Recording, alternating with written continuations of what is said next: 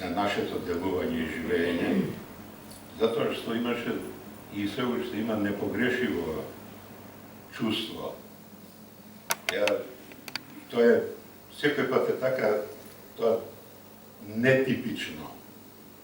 Да човек дури во прв момент која ќе види неговата реакција, ќе се запреше каква ова сега глупост, што му значи ова, меѓутоа отпосле ќе види и ќе свати во што била мудроста, во што била големината и во што била досетката која што Панта, например, во тој момент ќе ја направи, ќе ја изведе, а резултатот ќе го видите тек отпосле.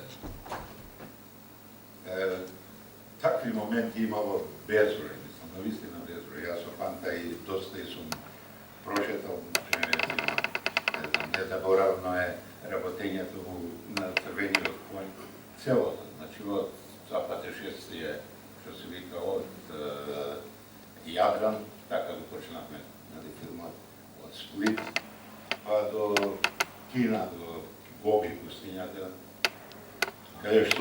каде што отидовме на мала група, во тоа време никој немаше стапнато во Кина. Значи, ние бевме прва филмска екипа воопшто страна, која што работи во Кина, а во Гоби, ја ми се чини дека и немаше воопшто овој, особено жолтата раса, Марко немаше... Марко Поло. Но? Марко Поло бил таму.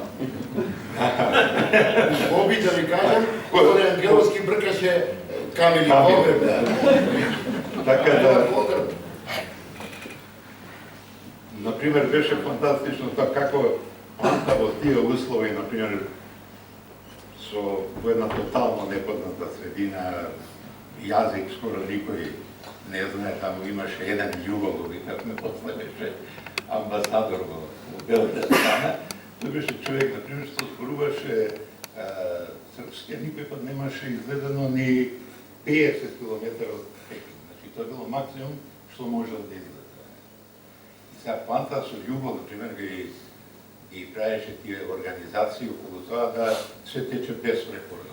Наравно, моравме сите да статираме, така да и јас статирав, и Панта статираше, сите статиравме, а кинезите ги вртавме со грб лично, да не се види дека се закосени во очите. И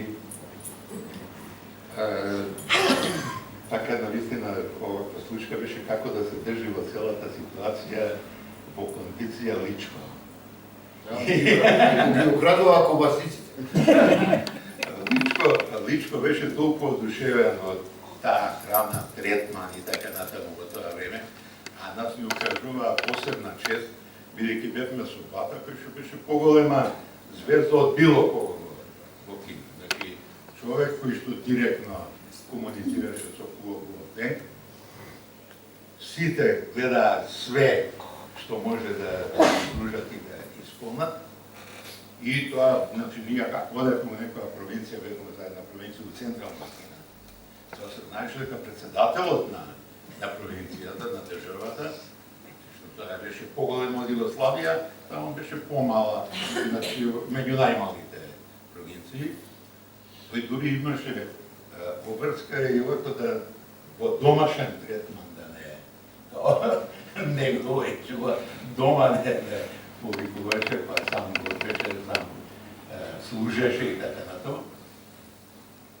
А лично толку беше одушевен од тоа, а немаше берка во ништо. Значи, излагањето негово беше со една торба ќе излезе и све што има од женшеновој, гинко и така натаму, бидејќи чул дека тоа било одлично за потенција, и полнеше куферите со тие корени. И толку се прејадуваше, Панта стално навече ќе дојеше ми до слове. Слушай, ако тргнеме а ние чекавме да добиеме дозвола да одиме у пустината. Затоа што мораше да го приготват теренот, затоа што таму биле тие некои нуклеарни нивни бази и немаше шанса некој да пушта таму, освен со директна дозвола на КУКП. И доека чекавме тоа да се случи, ние така имавме што се вика прво некој ужитак во таа средина тотално непозната. Он толку се пријадуваше, планта вика, слушай, одиме, не ќе може да снима, вика, нема шанси, вика, по цел ден само јаде. И тогаш му измисли и он, и Личко зема едно апаратче со една цревце едно, на која ќе се пријаде, он го ставаше да си исповраќа. За да може да биде во кондиција. И Личко толку беше одушевен, па вика, ја немам проблем. Вика, нема проблем, ја значи можам да јадам и да пијам, и вика да снимам, вика 24 сата.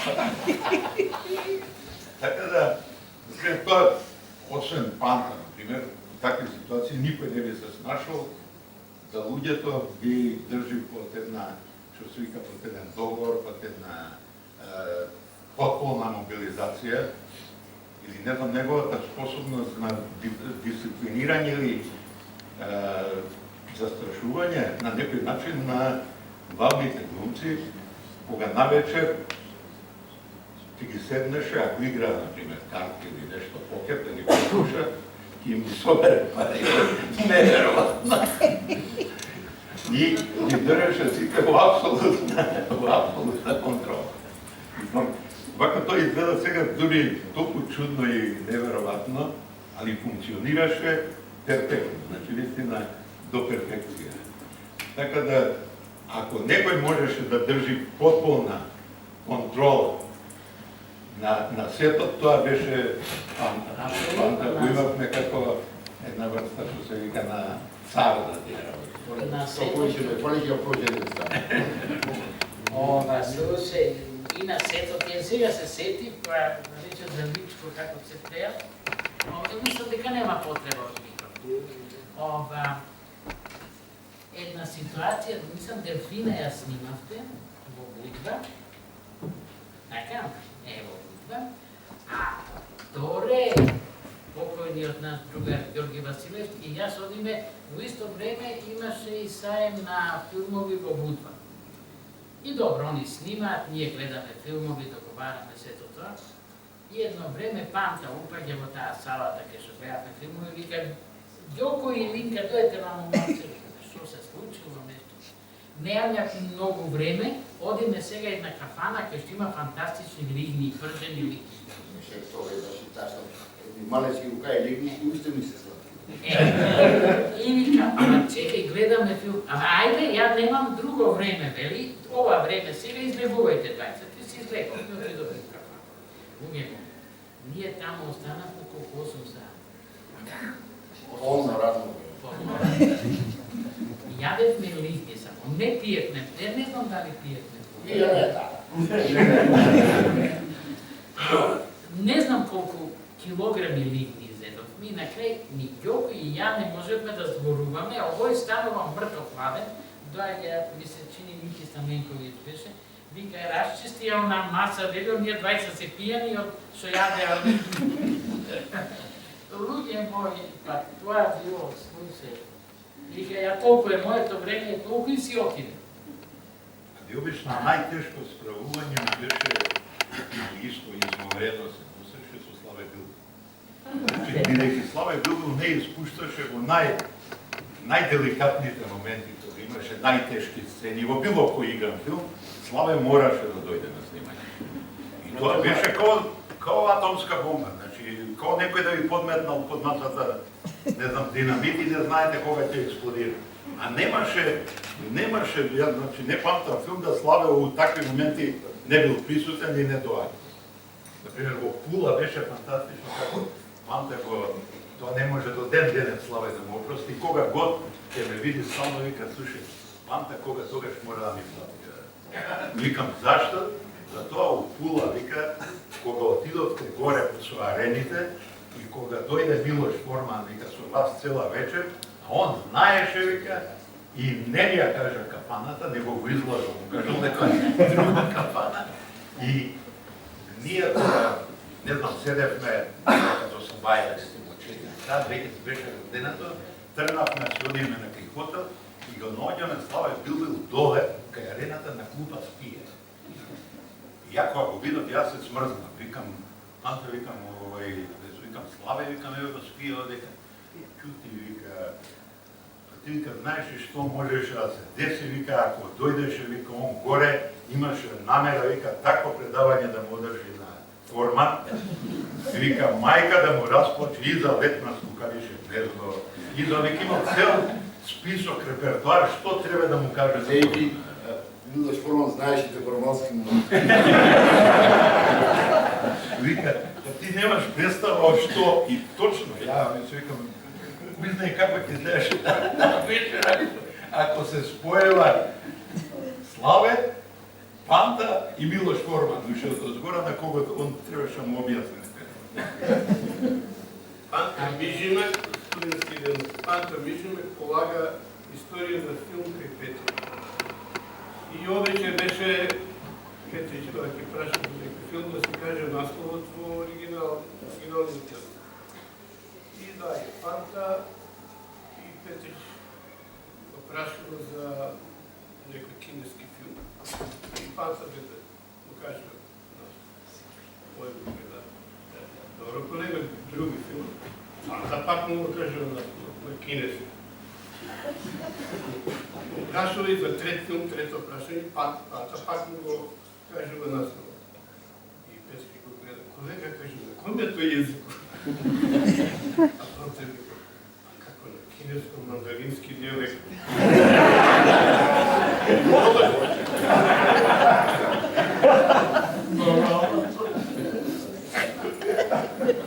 Има ли срце да те падне? Така да се она што на прв поглед изгледа сулудо, мислам, има своје значење, само отвод. Например, рецимо, вистина е фантастична досетката да ова, што се викало убаво пладне, да се почне со ликвидатор. Многу се Поголема символика здраве. И ова една метафора неверојатно, мислам, во време, ја не знам да е Гоголј би му позавидел, например, рецимо, патка на досетката. Не знам дали е учил богословеци или тргнал на само това. Тргнал да го споречим. Очигледно, ја мислам дека таа ликвидација може и уште трае. Ја не знам и дали овој Иван е жив. Иначе ние како сме тргнале, веројатно идеме на тоа да останеме светски запишани ко онака бешко народ кој цели кон само ликвидација, така да све е во една фаза на ликвидација. Само се надевам дека нема да го дочекаме и тој момент да се само ликвидираме. Ќе го дочекаш, ајде, не се. Спокојте се. Не дај Боже. Морам да ви кажам нешто, да му се обратам на Флоријан, не се секира и за новиот сонен филм нема да се.